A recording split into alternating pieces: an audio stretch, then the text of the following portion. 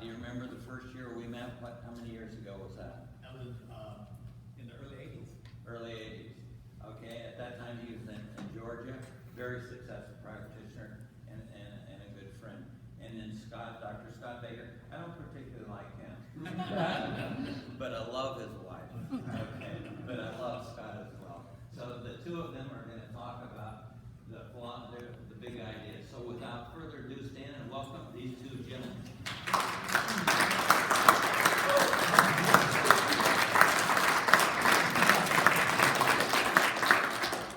Well, thank you very much. It's great to be here. I know some of you are going to think I'm on something because I'm like super amped all the time. I'm just an intense guy. And ever since I played pro sports, when I speak, I still get that same feeling like I want to hit somebody. So don't worry though, I won't. I promise. I'm working my hands over. That's all right. So yeah, tonight we're going to talk about this. Before we do, I just want to share a little bit about myself. I've been in practice less than John over here, but I've been with Coach about 6 months prior to graduation. And he's helped me grow exponentially in so many ways that are not just business-wise. Success can be measured in a lot of ways. As far as chiropractic goes, I mean, we pretty much have the biggest practice in our town. Whether that's great or not or whatever, I really don't know. But I just know that I have changed a lot. I've become more learning from him about, learning more about me, you know, and learning how to be a better husband, a better father, a better chiropractor, just a better person all around. And that's, to me, probably the greatest thing that he's given to me. But I do want to share a quick little story, and then we'll let John kind of introduce himself. Well, let me regress. I am married. That's my beautiful wife, Cynthia.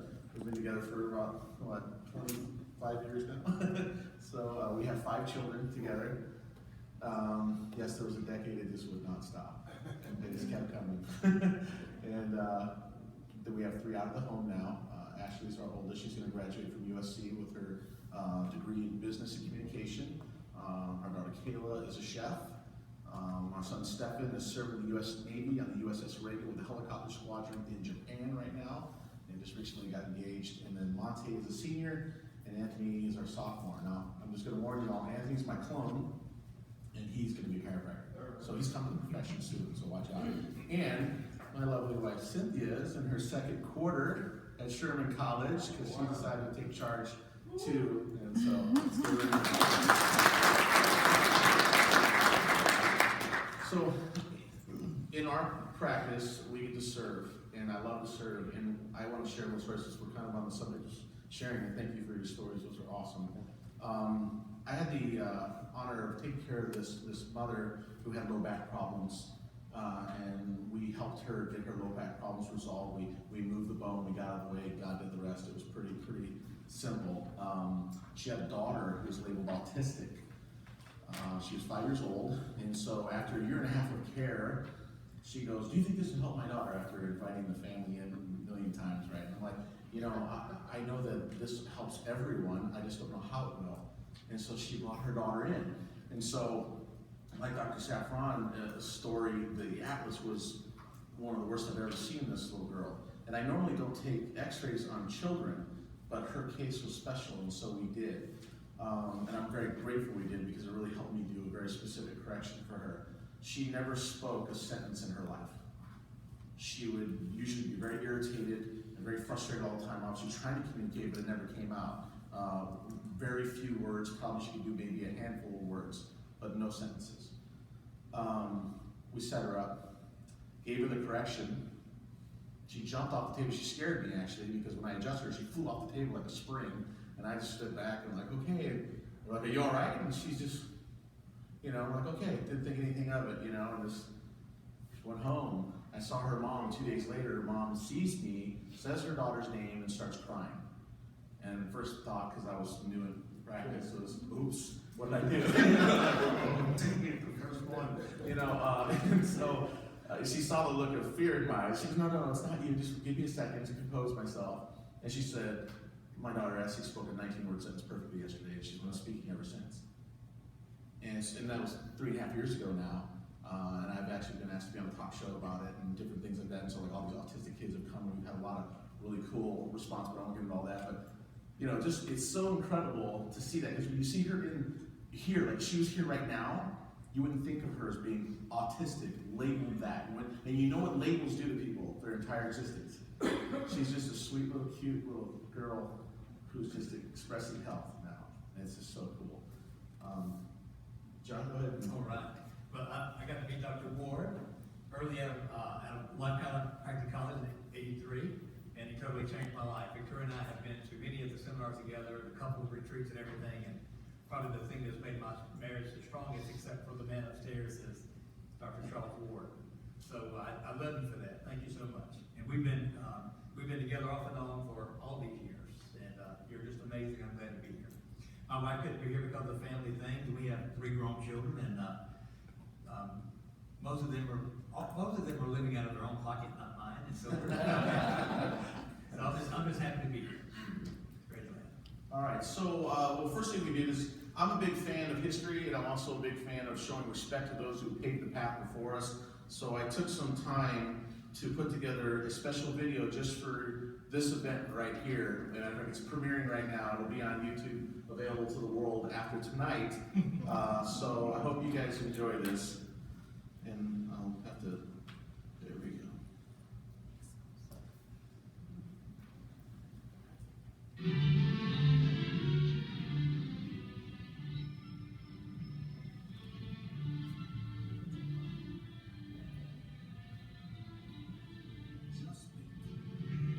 Power that rests in your hands, provided you will make it work. Hang on, guys. I Also, apologize. a snowy sidewalk in winter.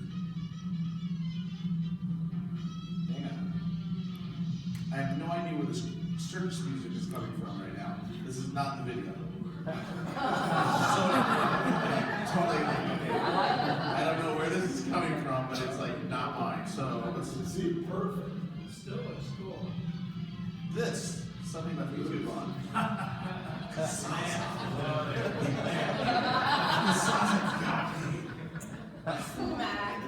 All right, we got to figure it out, y'all. We'll get my revenge. We'll get my revenge. All right, here we go. Keep my head on a swivel.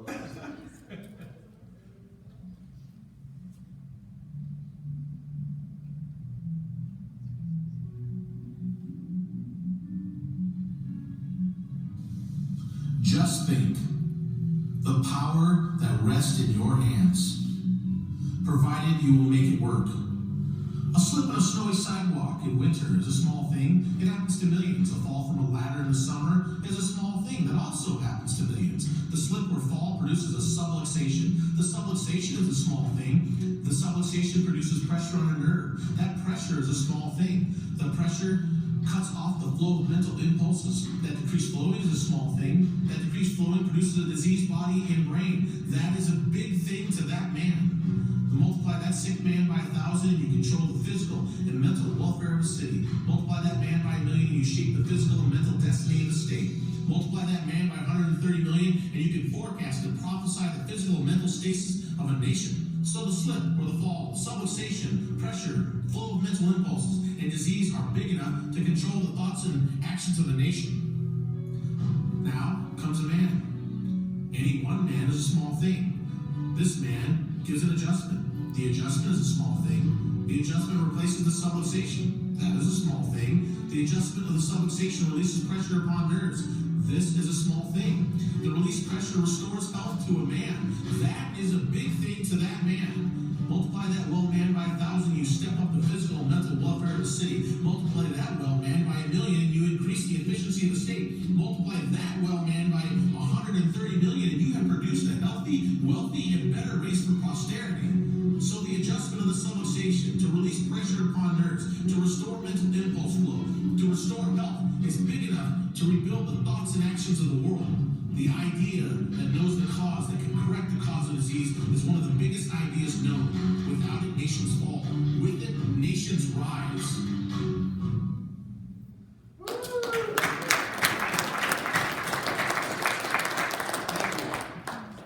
Yes, sir.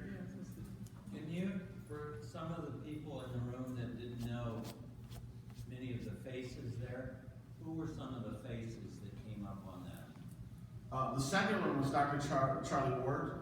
I'm just joking. So after that was Lyle Sherman, and then it was Dr. Blair, and then it was James Sigafus, and then it was Sid Williams, and then Dr. Kale. Was Dr. Kale next? And then of course Irene, my sweetheart, with her fun shirt. I had to throw her in there. So those are, some of the people that really paved the path for us. And I used some of the older photos that I've had that I thought were kind of appropriate to put in there. But there's a video like this that somebody else made, so I kind of took some of the concept of this from that.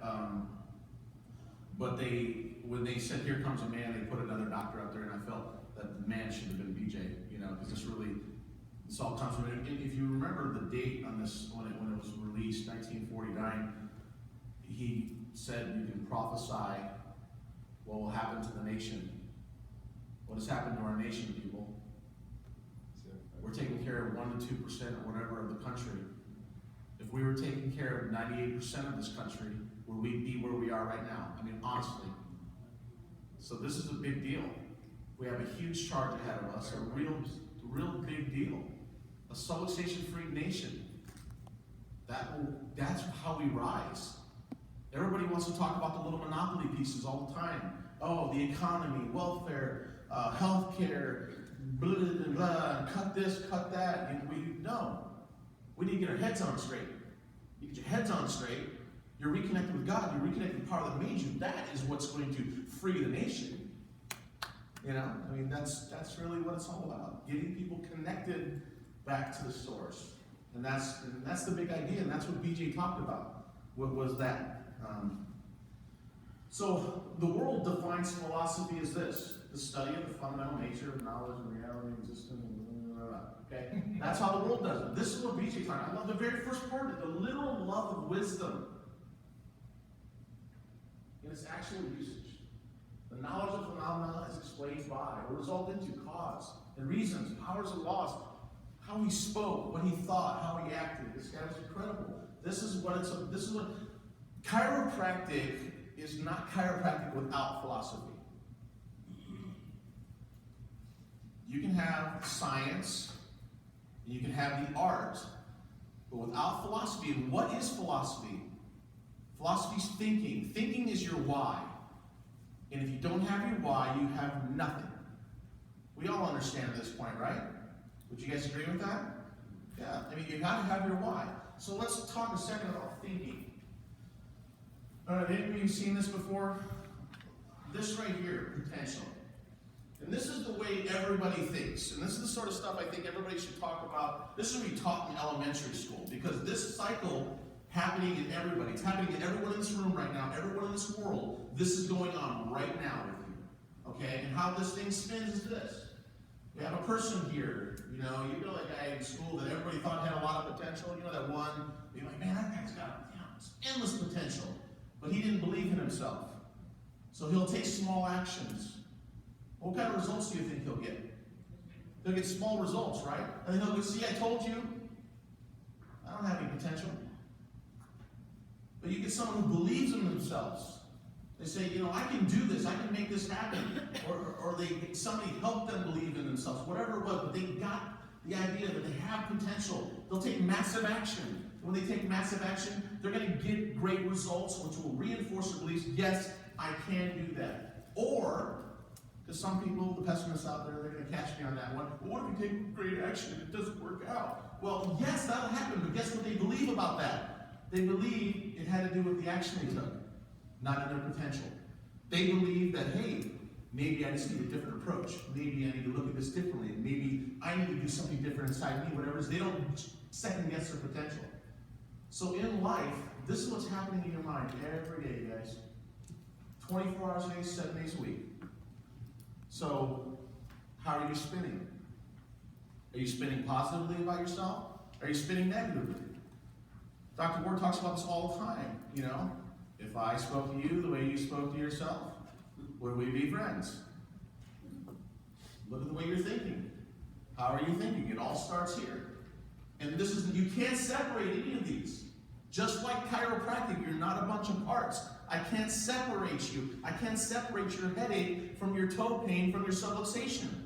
They're connected. They're one. You're 75 trillion cells connected. And we break you down. People say the smallest pieces are you, these atoms. No, you're not, because it gets smaller than that. There's an energy between the pieces. And that's you. That's the soul. That's the power. That's the energy that brings life to you. That's who you are. And it's inseparable from everything in the universe. You know, Doc, I think people give failure way too much credit. You know, Dr. Ward talked about it so many times. A baseball player, a batting average of 300 means what for you baseball players? Good. Yeah. 300. But what does it really mean? Maybe some of us didn't here don't understand. That means I get up to the plate, and out of 10 chances at the plate, I make 3 hits. Right. Yeah. So I strike out how many times out of 10? So a very rich guy, a baseball player, makes millions of dollars, and he gets to the plate, he strikes out 7 out of 10 times. Does he give up? No, he stays in the game. We take failure way too serious. Because every time you get another no, then there comes that yes. You just have to stay in the game. Put your head down, stay in the game. Don't be so afraid of no. Like my friend over there, Dr. Pascal, just talked about, you know, it's above, down, inside out. It's not him. He just steps aside, removes interference, and God does all the healing. And so all of us should be seeing miracles like that. You know, in a time in my practice, I'm seeing maybe not quite like that, but you know, sort of pretty wild things. But we lose our focus. We get to worrying about something else, and we put too much emphasis in the wrong places. We think about more of the things we don't want, and not enough about the things that we do want. Like I've heard him say so many times, I've listened to him over and over again, just like you, Lance. Focus on what you want, not on what you don't want. And if you fail, get over it. Get up, knock yourself off, and get back in the game. Great. So now that we've established philosophy is thinking, you know, there's so much philosophy to cover, and the green books are incredible. You know, I believe that a chiropractor who hasn't read the green books is like a Christian who hasn't read the Bible. You just bought someone else's story. You don't have your own testimony. You don't have your own understanding of this. You bought a feeling, is what you did. You didn't understand what's really going on. Because if you've read the green books, especially if you've read volume 18, there would be no discussion or arguing over techniques and who's better and who's worse. There's a subluxation that needs to be cleared out. There's a very distinct spot of where it was for 50 years of research that proved it, and it's very clear. You've got to clear it out. That's the subluxation, right? There's no other. How do you argue about that? How do you argue with a guy who spent 50 years of his life researching it, hundreds of thousands of dollars covering it? But we have the little things. Oh, no, this is that, and this is that, and blah, blah, blah. So the green books are your history. The textbook. How many people here read the textbook, at least? The basic. All right, great. That's the foundation. That's a great starting spot. The book we're coming from here, we're just taking a small segment between 443 and 513. We'll just have a 4-page comprehensive exam at the end, so you guys make sure we cover everything.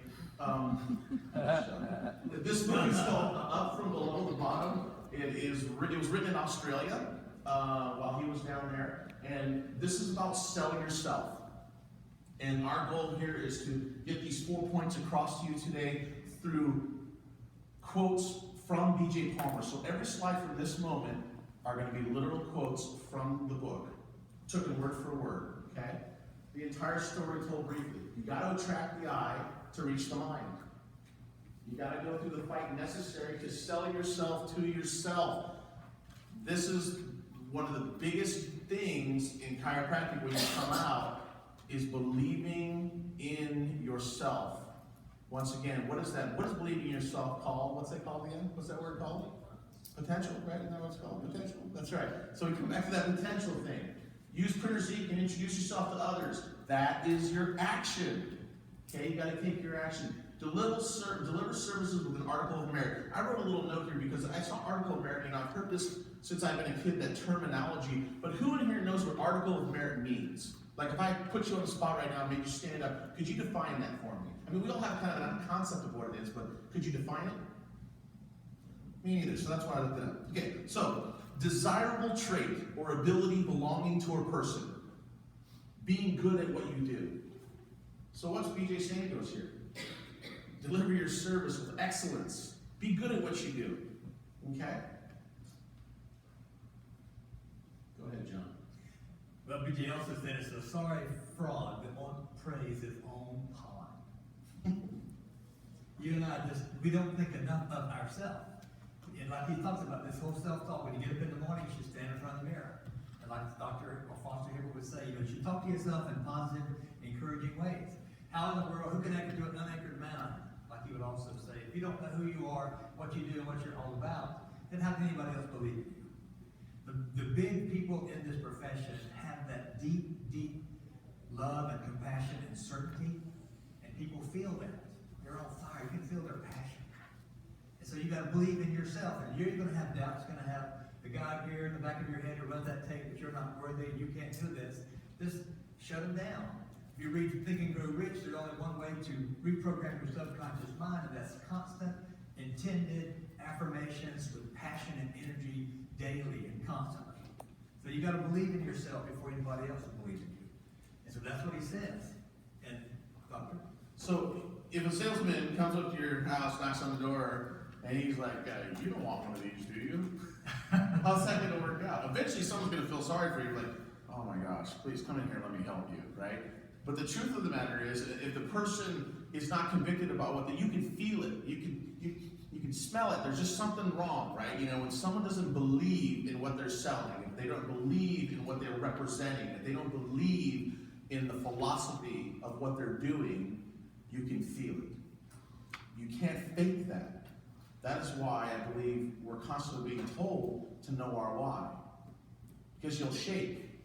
Because when it comes down to it, you know, I used to fight professionally. And when I fought professionally, there's a moment that comes in every fight, unless you're fortunate enough to dominate the fight, which is really fun. But if you're not, there's a point where the other guy wants it as bad as you do. And you're both getting bloodied up a little bit, you're hurt, and then the moment comes where, do I really want to be in here? Why am I here? This is stupid. Why am I doing this? Ouch, this hurts. This guy's going to kill me. You know, those thoughts start going through your head. So there's a moment where you've got to define, why am I here? Did I walk in here to win? Or did I walk in here to show up just to look cool in spandex? What did I come here for? Right? I came here to win. Why did I come here to win? Because I love the feeling of victory. Because I want to win for my family. I want to bring home food for my wife and children. You know, you're finding whatever that why is that's driving you to do that. That's what's going to get you through stuff. Yes, sir. For us that aren't, who are those people up there? You guys ever heard of the band ZZ Top?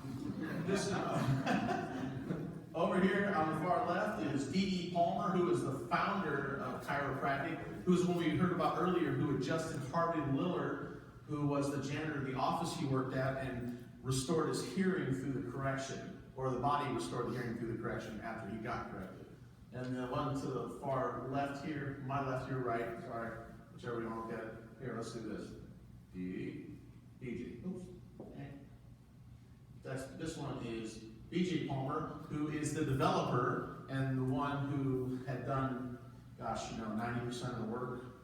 I mean, he did the research and built the college back up after his dad bankrupted, and there's just so much this man has done for this profession. It's just incredible.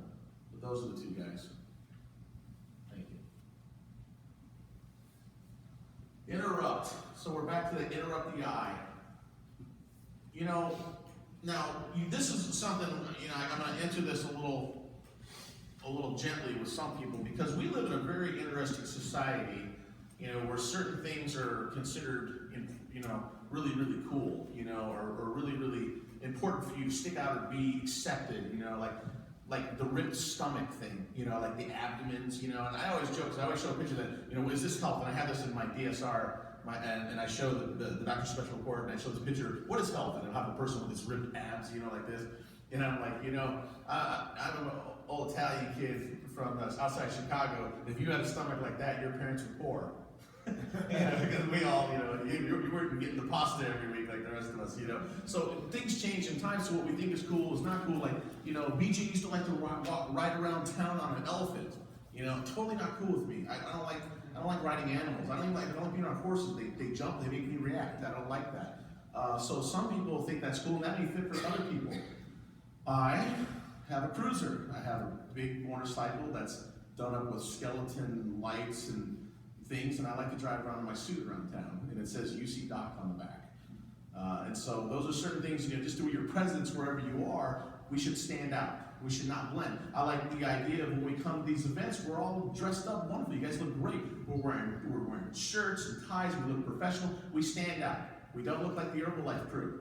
Not making them wrong. Right? I mean, they look like their group, but we definitely look like our group. And I think that's important. You must stand out and represent what you want to represent for you. You need to be the individual person, and don't try to be somebody else.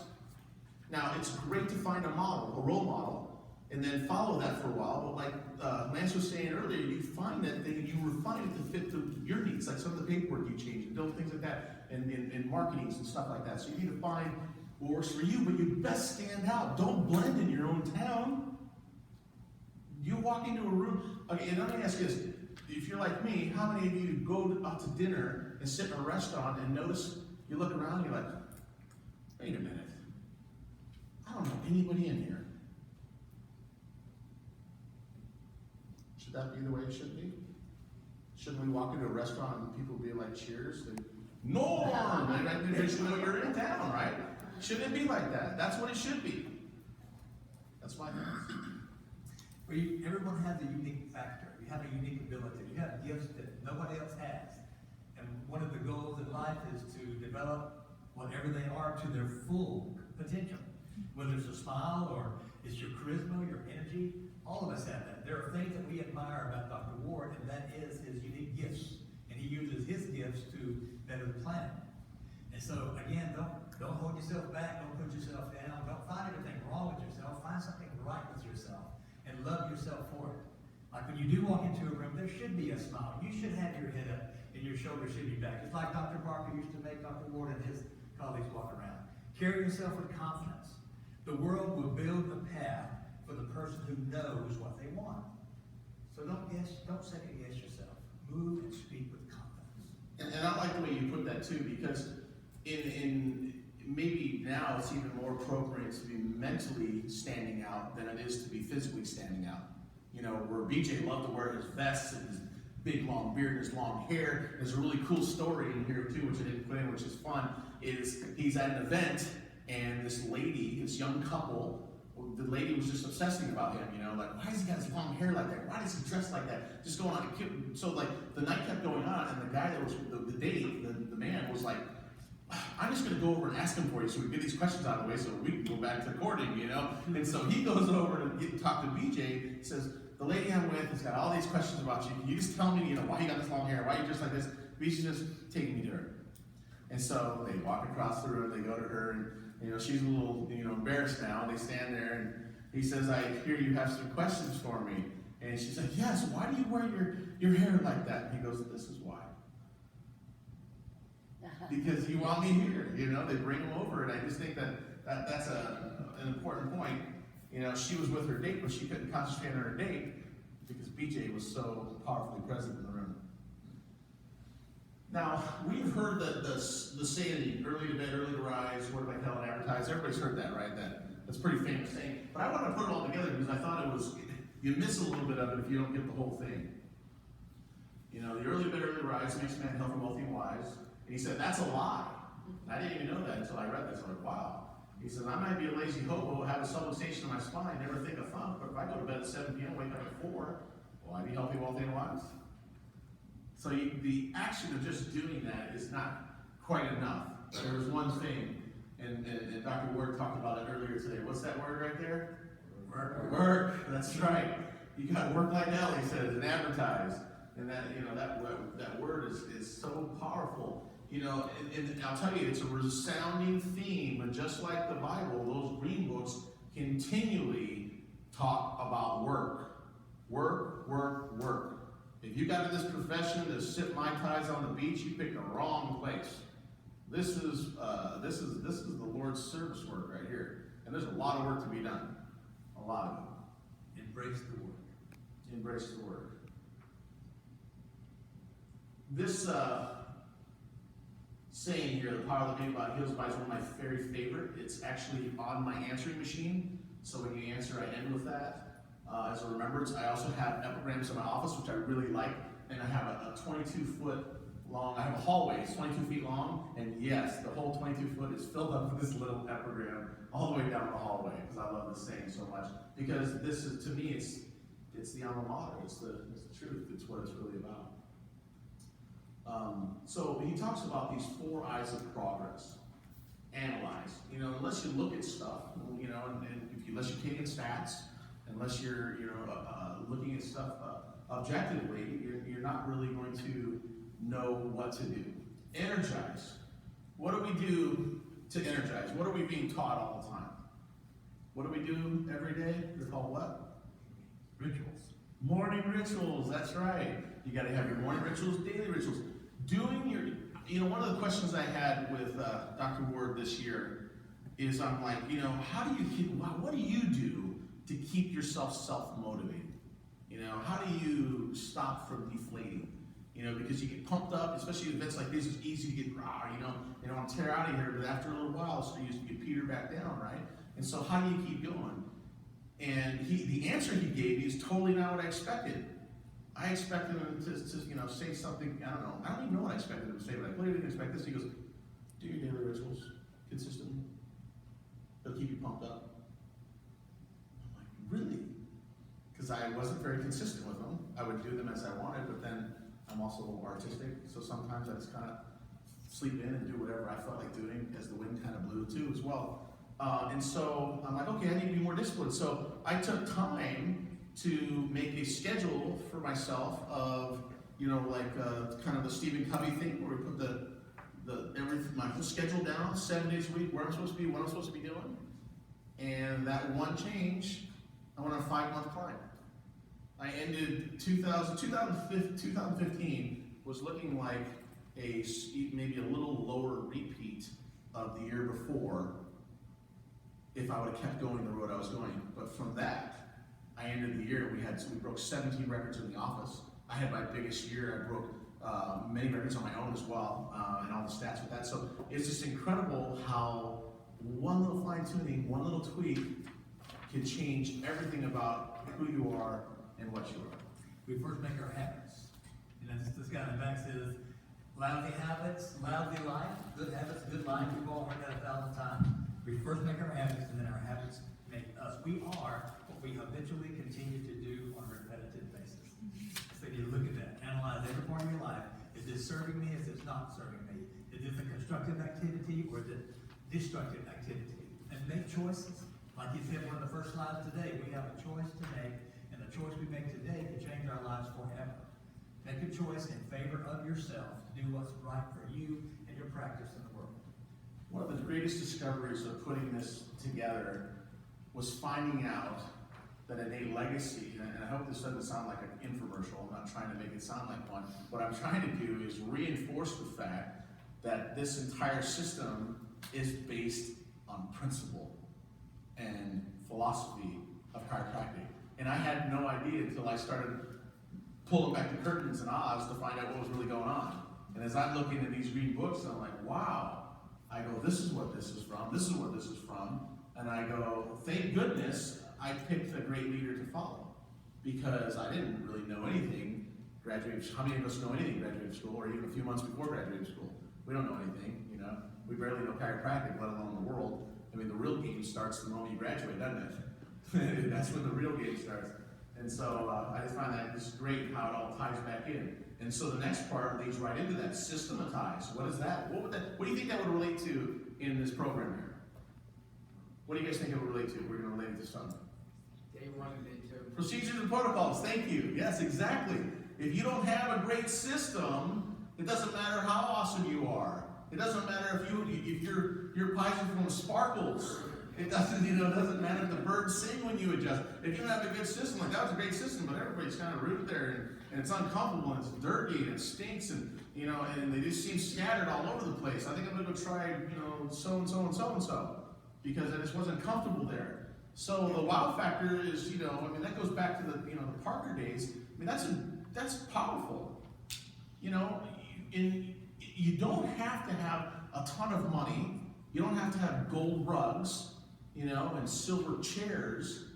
But what you do have should be excellent. It should be clean. It should look nice. It should be welcoming and warming. The people in there should be well trained to understand how to love and care for those who come in. You should be well trained on how to do all that. Because you have to have good bedside manner. It's not about just moving the bone.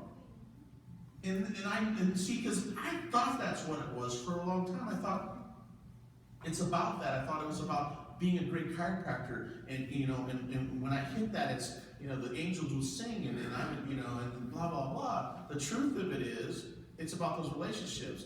The other day, a patient of mine told me something and brought me to tears. She goes, you know, well, I've been coming to you for all these years, and I'm waiting for it. I'm like, that's because I'm an awesome chiropractor. You know, that's what I'm thinking. She goes, because you really care about me. You've loved on me through tough times. You've cried with me.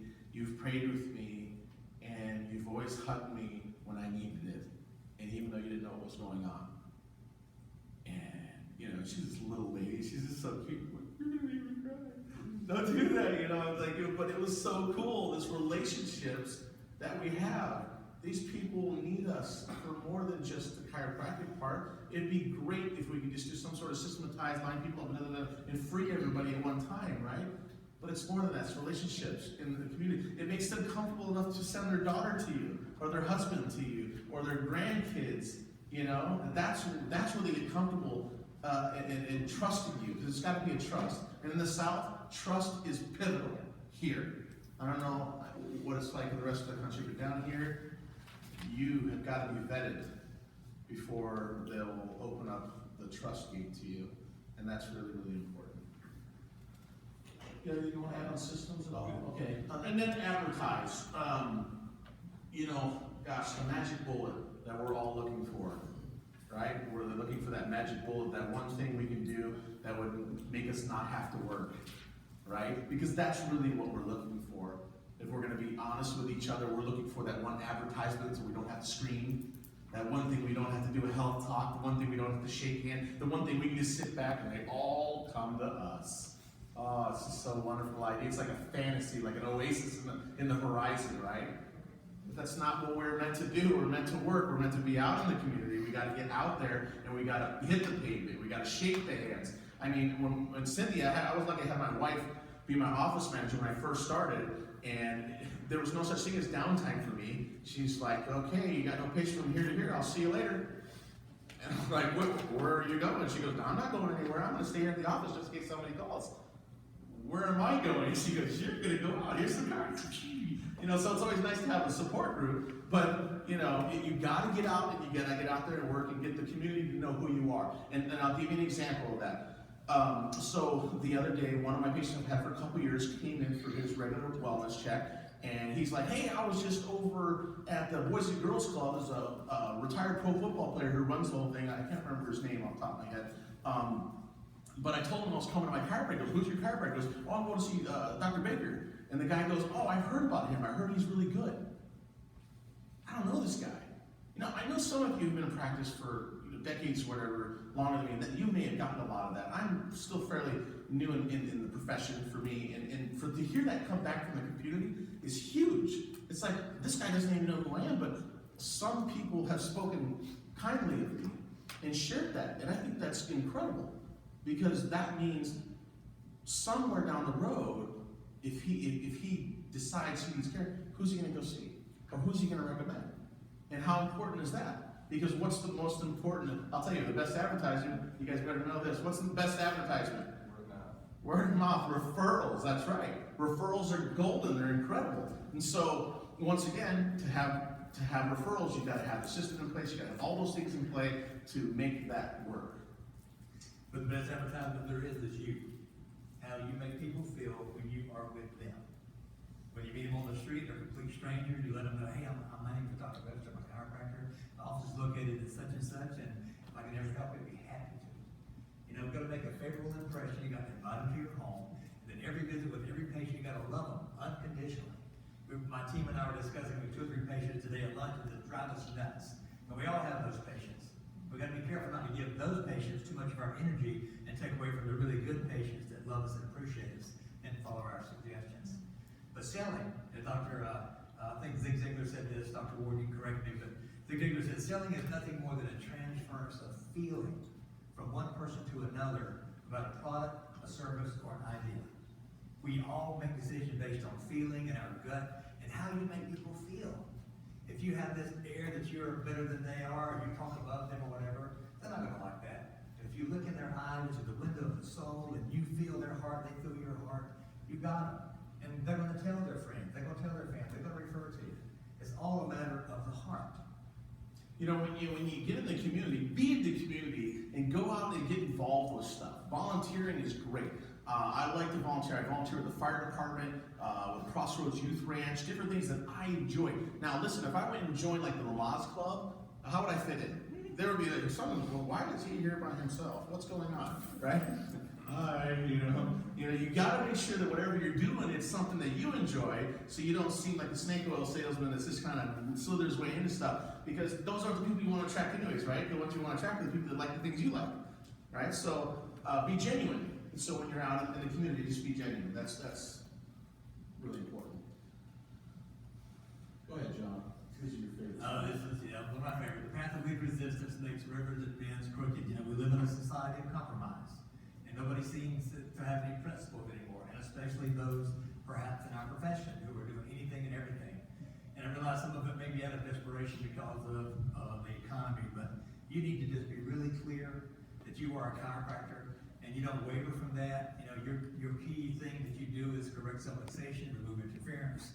And the more you are firm in what you believe, again, the more you will see patients that will be attracted to you. But if you just let this patient do this, and you make this deal with this patient, and you become like a ball on these ping pong tables, you just bounce all over the place. So stand firm, stand on principle, and life will be better. And a good check to yourself, that ask yourself, are you the type of person that when you come to a 2-story building or 3-story building, do you go to the elevator or do you go to the stairs? Are you the type of person that looks for the easy route all the time? Because I don't know anything in history that's shown the easy route's the best route. Can anybody even give me a story the easy route's the best route? You got a good parable, story, fairy tale, anything? How many of you have sat on the beach sipping Mai Tais in the Caribbean going, wow, I'm really growing right now. Things are really happening. I am maturing like you would not believe, right? None of us. That doesn't happen. It's the hard things that define who we are, define who you are. And you need to bring yourself to those points so you can constantly check who you are. Because if you don't find out who you are, the real you is going to show up someday and he's going to scare the crap out of you. And you're going to be like, how did I get here? Who is this guy? I'm a woman. I wouldn't say a woman in the mirror, but if it was a guy looking in the mirror, I'm looking in the mirror. You see this thing. Who are you? What do you represent? Have you been in a situation where someone comes to talk to you, you snapped at them? And what was that? That was really you. And they're just waiting to come out. You got to be careful about who you try to be and who you really are. They really need to be as close as possible. And that makes you a genuine person. But if you're smiling all day long and being nice and sweet to everybody at the office and go home and you're a bear to your family, you got problems. You got some distance to clear. You got to bring those two together. I want to speak again. Dr. Land says something about when you go in, before you go in to see that new patient, you need to have the attitude that you don't need that patient. You said that, right? That means he has a certain level of confidence, not arrogance, but confidence. And so when he makes recommendations, he is recommending what that patient needs from his case history, from his x-ray findings, exam findings, his knowledge, his experience. He is the boss. He is the doctor. He knows what's best. And so when he makes his recommendation, he says it with confidence. And I would guarantee you that his team back him up 100%. So when a patient is in therapy or a patient goes to the front desk and Dr. Lance has written the schedule out for 3 times a week for whatever, and the patient comes up and starts saying to the front desk person, do I really need this? Oh, I'm just really busy. The front desk person should not hesitate. They should respond to that patient by saying, you know what, Dr. Lance is a great chiropractor. He has recommended that you need these visits based on his experience and expertise, and so that's what we're going to stick to. Otherwise, I can get Dr. Lance for you right now.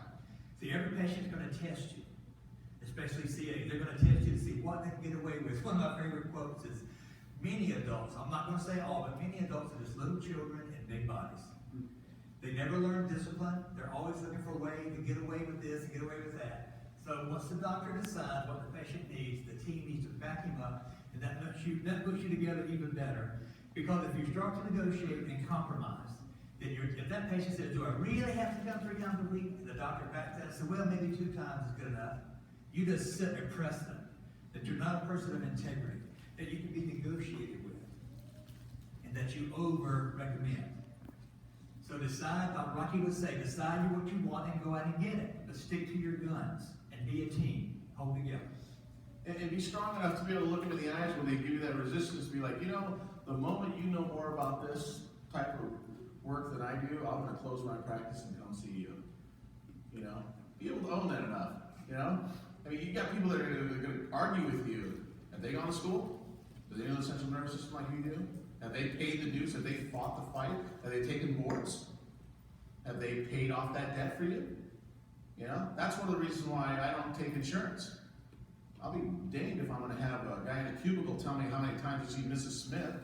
Have you looked at the case file? Do you know what's going on with her? Do you even understand what's going on with her? Let alone know how to fix it. And how long will it take to fix it? Get some dude in the cubicles, yeah, that'll be 8 visits at this price. Not interested in that. So welcome to bumps. Challenge yourself. This is a great, and for every upward step, there's one coming back. For every success, there's a sacrifice that paid for it. You've got to be able to fight, you guys. You got to be able to continue to push forward. Sacrifice is key. If you want to be better, if you want more out of your life, if you need more time for yourself, you have to sacrifice some sleep. You need to get up a little earlier. You need to go to bed a little later, or a little earlier. You know, you need to give up some Netflix time and open a book. You need to give up Facebook for a little bit and take time to better you. You want to learn Italian, you know, you lay on the book and go to sleep and it's going to come in osmosis. You know, because you're wore out by the end of the day because you've been so busy fighting with social media. It's not going to work out that way. You have to take the sacrifice it takes. A lot of times, I see this with students because school is very tough and arduous. But they get out and they think, man, it's time to rest. I need a vacation. I need a break. Well, they're right. They do. But guess what? You don't get one. Because now the real fight begins. You need to get out into the community and make it happen. And there's no laziness about it. I don't know what it's like to be able to get to a point where I can't accept any new patient, or I choose not to accept any new patients. I am so looking forward to that day where I can experience that. At this point, and if any of you are at this point where I'm at still, where you have space in your heart and in your hands to serve more people to the capacity that you can, then you need to, as the stewards of this sacred trust, get out there and find them, because they're not going to find you. You have to go find them. And I can't tell you how many lives we've impacted just on a simple handshake. And you can have fun with it. Dr. Thomas, who I practice with, is hilarious. He goes, you know what I used to do? He goes, I used to pull up to a gas station, and I'm like, hey, you know where Dr. Thomas's office is? I heard he's awesome. You know, and they're like, oh, I don't know where. I think, well, I think it may be over there, you know? And he would ask for himself. So you can have fun with it. You don't have to take yourself so seriously. Get out there and enjoy yourself a little bit. But you got to be the sacrifice, you guys. Okay, so there is one slide where I added my own little thing here, but he made this sentence. I told you that I've had to fight every inch of the way. I've fought against the odds. I have whipped the city of 50,000. How many of you can say that? How many say you whipped your city? He owned Davenport. He owned the Quad Cities. Everybody knew him. You couldn't go 100 miles around that city without people knowing. You said BJ, they did this.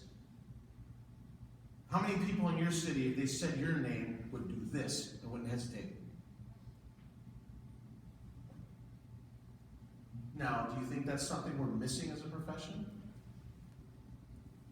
Do we need to do a little more? I mean, we get comfortable, don't we? I know it's nice. We have great homes. We got our cars and our air conditioning, our heated seats. They're nice, right? And we can go eat wherever we feel like it. We can jump on a plane and listen to Charlie Ward. We can really enjoy ourselves, can't we? We can go out and things are good. Comfort, man, that's the devil. You let yourself get comfortable, that's where you'll be. The moment you accept that level, you're going to get less than that. It'll start. Remember the cycle. The cycle never stops. It never sleeps. You're either moving forward or you're going backward. You've got to take this seriously. You've got to take this seriously. Now, in the beginning, it's going to feel like that little kid, doesn't it? That's what it feels like when it first happens. How many in here have lifted weights before? Right. How many of you, after lifting weights, felt awesome the next couple days? That was no big deal. That was easy. We'll do that again, right? Or how many of you couldn't even wash your own hair the next day? You're leaning against the shower like this, going, and shaking your head because it won't move, right? Right? That's what happens because the muscles need time to grow. But you need that sacrifice. You need that time to put in there to make that happen. And know it's uncomfortable at first. Everything's uncomfortable at first. Tying your shoes was uncomfortable at first. Walking was uncomfortable. Walking is really falling. Really walking is a falling thing that you stop every time. I walk forward, my foot catches me. Thank you. And I'm great because one day I'm going to get old. I'm going to be old. That's it. Okay, I need one of these. Okay, we'll keep going, But the point is, you got to keep pushing forward, you guys. You can't stop. Don't get comfortable. Don't get comfortable. Find something inside of you to bring that hunger back because you're going to need it. You want to add? Just reminds me of the movie Braveheart. William Wallace is trying to rally the troops, and he's going back and forth on his horse. And of course, I won't get the language right, but you can go home, you can lie in your bed, and you can not fight. And then, what would you give if you could take it back from that day to this, to have one more chance to go into battle? In the battle we face, the biggest battle we face is the guy in the mirror, or the lady in the mirror, overcoming our own self-limitations. And limitations we have are those we impose upon ourselves. So it's not necessarily the world that's against us. If we fix it on the inside, then everything else will be good on the outside. That's where it's at. Just never give up. Never give out. Winston Churchill. Never, ever, ever give up. Every one of us have hit a point where we thought that if we kept going, we were going to die. But I've noticed that everybody in here is still alive, right? So that should give you the remembrance to never quit. Never quit. If others make it easy for us, those forces go with us through life, dormant, passive and inactive. If others oppose us, if circumstances make life's path hard, its trials, troubles, and tribulations come thick, fast and furious, that test us, drags us from below the rivers, develops our character, makes us real men, worthy of our spurs, tries our steel, and puts us in the front ranks of business. It makes the dormant dominant, the passive positive, and the inactive forcible. You have all seen this. Parents that give too much to their children, create too much comfort. And I gotta confess, so I'm gonna share a little story of my own personal side of this. My son Stefan was my oldest boy, is my oldest boy, and he worked with me when I ran construction companies. He was the hardest working kid you've ever seen. At like 11 years old, would be out snow plowing, and pulling bricks for us, and he worked harder than the men there. So proud of him. As Cynthia and I in life became more successful and things came better to us, we ended up living in a very luxurious, nicest home that either one of us have ever lived in, with a pool and everything. We used to call it Holiday Inn, our house. And life got really easy for him. And the last 2 years of high school, he went from being an excellent wrestler, one of the best in the state, to being lethargic, not really interested, being at home. And I'm working really hard to build my practice and stuff, so, some of this kind of sneaks up on you if you don't watch it. And so he's at home still, and he's graduated. I know that concept seems to be okay in America, but I've really put it into my kids, like when you're 18, you need to leave. I love you, but you need to leave, because I'm just gonna make you weak if you stay here. And I believe that. So get out to college, get out and do whatever you need to do. Whatever you need to do, you need to get out of this house from the safety of us and experience life, because I know the real you will show up. So as he came, he stayed at home. I'm like, what's going on here? Trying to get my wife back so we can have more date nights, get the kids out of the house. He's sticking around. What's this going to turn into? And then he goes, I'm going to go to school. He went to community college, and then he started failing his classes. I'm like, what's going on here? This kid, this awesome kid. And then he started being disrespectful to my wife, being disrespectful to. Since you're home all day doing nothing, would you mind doing the pool? Would you mind mowing the lawn or something? You know, I'm like, what is going on? I mean, you provide so much and you're getting this. And so Cynthia and I said, you know, we need to pray about this. We need to think about this. What are we doing here? What do we need to do? We need to turn the heat up. So I said, guess what? Son, we love you. And we don't want to hate you. So you've graduated. And he's like, what does that mean? You've got 30 days to move out and get your life going. All right. And we both walked away. He just sat there like this. Like we just punched him in the face. And we did it as lovingly as we could. And we walked away and went to the other bedroom and went, how'd that go, you know? And so for 2 days, he mopes around the house. Like, how you doing? What's going on? How's the plans going? Need some help moving? I got some boxes. I can get you some boxes. We're going to use the truck to help you out. It'd be great, you know? What apartment complex you moving to? I don't know what's going on, you know? This goes on, and finally I said, okay, listen, I see you moping around. I see you need a little direction. Would you like some help? Yeah, I did. I would like some help. I gave him this audio set by Jim Rohn, Take Charge of Your Life. I stayed home, listen to this whole thing, take notes, and I'll talk to you in 2 days. And so he did. And in 2 days, he sat Cynthia and I down, and he changed his life. He says, I don't know what I've been doing, Dad. I love you guys. You worked so hard to help us with so many things. He goes, I'm going to chase my dream. But what? He goes, I'm going to be a pilot. And I'm going to join the Navy. And he did. And not only did he join the Navy and did this, but I'm going to brag out in a minute because he's a dirty little turkey. Dang, my allergies are horrible. And so he gets in, he's doing excellent. The group he ends up being with, he was supposed to go in July, he got moved in early, and I know this is God's hand, he got put in a company in Great Lakes, and they were the most awarded company in naval history. The Joint Chiefs came in at his graduation. We went out to Chicago to watch him graduate and gave an award to this group because they're so excellent. Because he got his Eagle Scout from the many pushings of my wonderful wife to get him to do that, he was able to rank up super fast. He scored so high on the ASVAB and the visual test that he got picked up by an air squadron, Hilo Squadron in Japan, like right away, and got assigned to the USS Reagan immediately. And one of the fun things was he was down for A school in Pensacola, and he called me. I knew he was going to Pensacola, and I didn't want to tell him. But as a kid, he used to have, before he went wild, he had the Blue Angels in his room, and he was always, those were like his thing. And he called me up screaming, he goes, "You're not going to believe who's here." I'm like, I know who's here. He goes, "The Blue Angels are flying over me every day." And I was like so excited for him. So he's chasing his dream. So don't be afraid to turn heat up on some people, because it may define who they are. And I don't know how I got into that, but thank you for letting me share. Thank you for sharing that. This, one of my favorite pictures that I found when I was putting this together. Doesn't this make you want to get lost in that for a minute? You know, and there's two ways to look at this. Some people may look at that and go, "Dude, that guy is lucky." But those of us in here, we know. How would you like to sit down and have a glass of wine and talk with him? I bet you he's got a story to tell, doesn't he? I bet you he's got sacrifice to tell you. Hard work, perseverance. To get this kind of reward here, that's for real. Because think about the rewards levels you guys are at right now. Maybe some of you are here. What does it take to get there?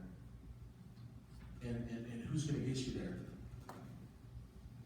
Who's going to get you there? Anybody here know who Sarah Blakely is? Anybody here ever, don't acknowledge that you may be wearing it, Does everybody here know what Spanx is? Sarah Blakely is the CEO and president of Spanx. She lives in Atlanta. And I listen to some CDs from time to time, and she's being interviewed by Success Magazine. But one of her first jobs was door-to-door selling Xerox machines to different businesses. And so she would get, a dozen no's every day. I'm going back to that whole failure thing, no. And in this interview, she said that's some of the best training I ever had. Because I kept going, I kept saying what I knew I was supposed to say, I kept going by my CAN plan procedures, my scripts, and I just did not give up. And then when she launched her business, Spanx, she said she was like turned down by every bank in the country like for the first 3 years. It was a real struggle. But today she's a billionaire. She's phenomenal, very positive, she's married, she's got great kids, she's amazing. But just like, like Dr. Rob would say about this guy, she's had all the struggles. How many times did her head hit the pillow at night and she was frustrated, maybe cried, and just so depressed and discouraged, she didn't give up. And we can't give up. We have to persevere. Persistence is the single most important trait of all successful people. Persistence. Yeah, Jim Rohn, he has a cool little story he tells where this guy is like, I'm just waiting for someone to pick me up. He's like, well, what if they don't show up? What if they don't show up? You can't wait on anybody else to do this for you. You've got to do it yourself. You've got to dig in and be serious about it. I know that there's been times where in the morning when I'm working out, and this is another very personal thing that nobody really knows except for my wife, but there were times when things were so hard and so difficult and stretching me so much as I was working out, I was crying and screaming and fighting just with myself down there. Like I wanted to be successful so bad. I wanted to help so many people so bad. I wanted to impact my town, my state, my country, my world so bad that I was just emotionally distraught about it, and I was screaming about it, yelling it, proclaiming it to the world because I want it so bad. And you gotta have that. It's like when you go into anything, when I went into fight, I didn't go into win or lose. I went into win or die. That's how you approach life. That's how I approach life. You ever met a person like that? This is such an, I put this in here because we have this competitive nonsense going on in our profession, and enough is enough. I know legislators, some of you don't know, but I'm very politically active in another part of my life. We don't need to get into, but I speak with legislators and senators and things like that, presidential candidates, all the time, on a regular basis. And I want you to know, firsthand, word of mouth, truth, these legislators, they're like, what do you guys want? Just tell us and we'll pass it for you. They'll pass it right now. All I need to do is get a couple hundred chiropractors to agree on something. Anybody ever heard of cats before? And that's where we are. We really need to set aside some of this and bring friendships amongst each other. When someone, chiropractor, moves into your town, do you scoff at him because he doesn't do the technique you do? Do you make fun of him? Do you talk bad about him to other people? Or do you go introduce yourself? Hey, welcome to town. Nice to see you, nice to meet you. Let's go to lunch. Don't be discouraged. It's tough here, but you're going to do good. Who are you? There's no competition. You move next door to me. Come in. I don't care. You can set your office up right next to me. You are not competition to me. At the very best, if I saw 100 people a day, I would impact less than 1% of the population in my community. Why are we fighting over this? We're fighting over a small speck of land on a blue dot floating in the universe. None of you own anything. You have stewardship for a short period of time and then you die. Take the time to realize that and remember your stewardship and continue to help others be good stewards. Because however fertile the ground is around you will only help your ground grow. I think that's important to know. So regardless of don't be scared of your competitor. There's no competitor. There's competitions in your mind. Whatever you're competing with is really you. It's not the other person. Oh, I like this picture. Of course, I like more circles, that's why. You know, I've read this many, many times, and I don't know how many people actually think about this, the pursued one, not the pursuer. Why is it more important to be pursued than to be the pursuer? A lot of people think you're supposed to be on the top of the food chain. If that lion does not catch that zebra, the worst thing that happens is he goes without a meal that day. If that zebra did not jump on that Honda 600 and tear butt out of there, he is dead. And that's a big deal to that zebra, right? So don't be afraid to have this pressure on you. Embrace it. Think of it as a blessing. Think of it as a grand charge to become more than what you are every day. And money is a constant issue. I mean, we all deal with this, don't we? You know, but you really got two choices. I love this. You can either, he's very blunt. You can bury yourself or dig yourself out. You're going to wallow in your yuck, or are you going to work hard and get yourself out of there? Very, very powerful. This is an important one too, and as we're getting close to wrapping up here, I couldn't find a really cool clam picture, just saying. Okay, there's not a lot of good clam pictures, but the eagle, or the hawk here looks great. And I mean, this is the truth. I mean, there's so many really smart people out there, but they don't know anything, do they? They don't really get it. Like I said, we've got countries, men that are leaders over millions of other men and women that are continually fighting over something that doesn't belong to them. Life belongs to no one. It's a gift. We need to share it with each other, and we have a sacred trust that we need to continue to work at over and over. Like I said earlier, again, Jim Rohn said, one of the goals, the purpose of life is to develop your potential. And all of us have this potential. And so all of us have this eyesight of a hawk. And greatness lies within you. To be born is to have the greatness, the seed of greatness. We all have heard these things, but do you really give yourself that opportunity? Do you really look at yourself with an open mind and with a friendly heart? Or do you constantly find all the faults that you have, and that's what you focus on? And all of us have heard the speakers, I listened to one just recently and said, imagine you're laying in your deathbed, and your hours, you're just minutes before passing away, and all of these dreams or gifts or talents are standing around your bed. And they're all angry with you because they've been with you your whole life. You've never bothered using them. And now they are going to your grave with you. I mean, really. We are so much more. We have so much more potential. And I'm the most guiltiest one in this room of not believing in myself. And thank God for Dr. Ward not giving up on me. We have unlimited potential. The gift we have is the greatest gift, in my opinion, next to God himself, chiropractically the greatest gift to humanity. How dare we sit on it? How dare we hide the light under a bushel basket, as the Bible says? Be strong. Have faith. Reach your potential. Don't be afraid of failure. Failure is an event, not a person. So big deal if you fail. Get up, dust yourself off. Like I said, go again. Never give up on yourself. Never. And if you believe, you can understand that you're literally the sons and daughters of God. And what does that make you? Unlimited. Unlimited. Oh, there's another one. This is, and it's so funny. So many things you talked about earlier today tied into what we're talking about now. And it says, every man knows it to himself, his people, and his service to go away about every so often. The more detail he has, the oftener he should go. The bigger his worries, the more he needs to go. The bigger his work, the longer his vacation should be.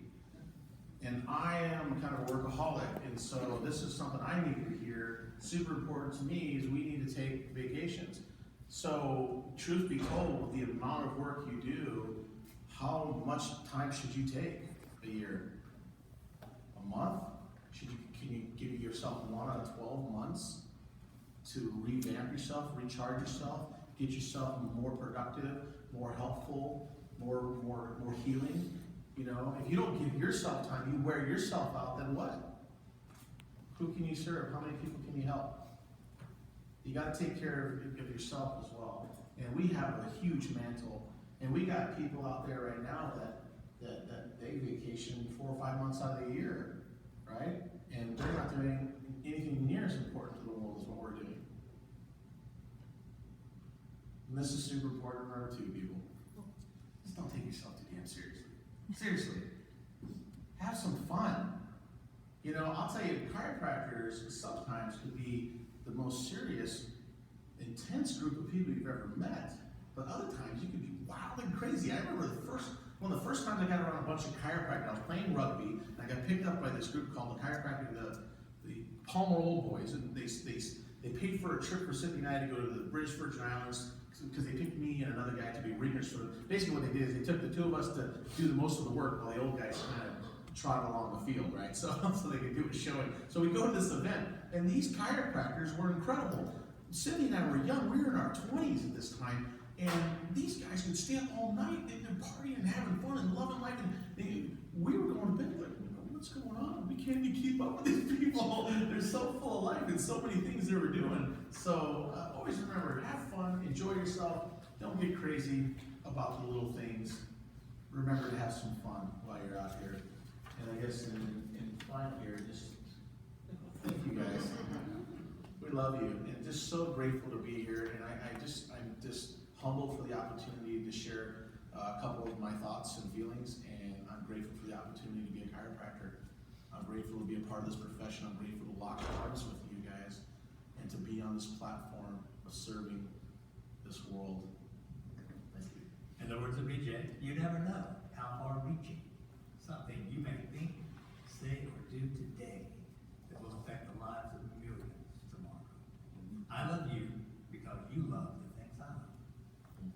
Amen.